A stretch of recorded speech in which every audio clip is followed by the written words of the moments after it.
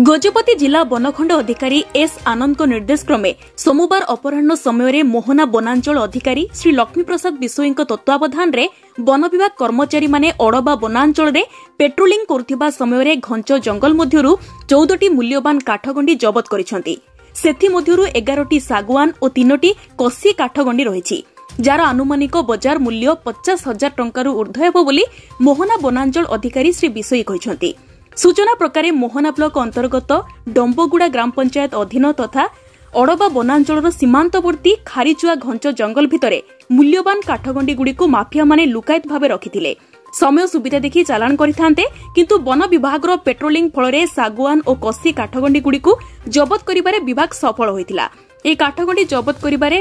अड़बा वनपाल संतोष पाणिग्राही, मोहना वनपाल देवाशीष शतपथी, लक्ष्मीकांत पात्र, वनरक्षी गंगाधर भूया, बंधिया गमांग, राजकिशोर साहू, दमयंती गौड़ समेत जंगल सुरक्षा बाहिनीर समस्त कर्मचारी सामिल थिले।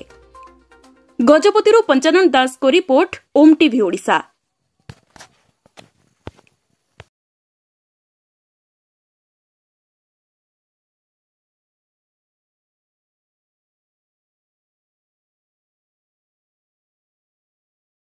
सारा जी काठ जबत हेची को जबत हैला केते परिमाण जबत हेची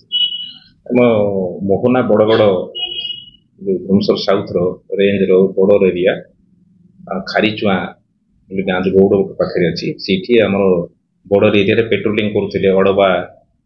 सेक्शन स्टाफ और आंटी स्मगलिंग पिला माने पेट्रोलिंग कला बेले जंगल भितर देखा पाइले भितर 14 गोटी गंडी 11टी बीजा गंडी और 3टी कसी गंडी काटिक रोड आड़ को नापी लोक मैंने रखिंट एवं स्टाफ मान को खोजाखोजी कला कौन लोक तो मिलले नहीं किंतु काठ मिलला जो गुड़ाक अड़बा सेक्शन स्टाफ ट्रैक्टर सह एवं मोहना सेक्शन स्टाफ सहायता उद्धार कर 14 कोटी गंडीर आनुमानिक मूल्य 50,000 ऊर्ध्व टंका। किसी काठ से बारंबार काठ अंतरराज्य माफिया अंतरराज्य माफिया कथा तो तदंत पर जना पड़ो किंतु निश्चित भाव में आम देखु बारंबार मु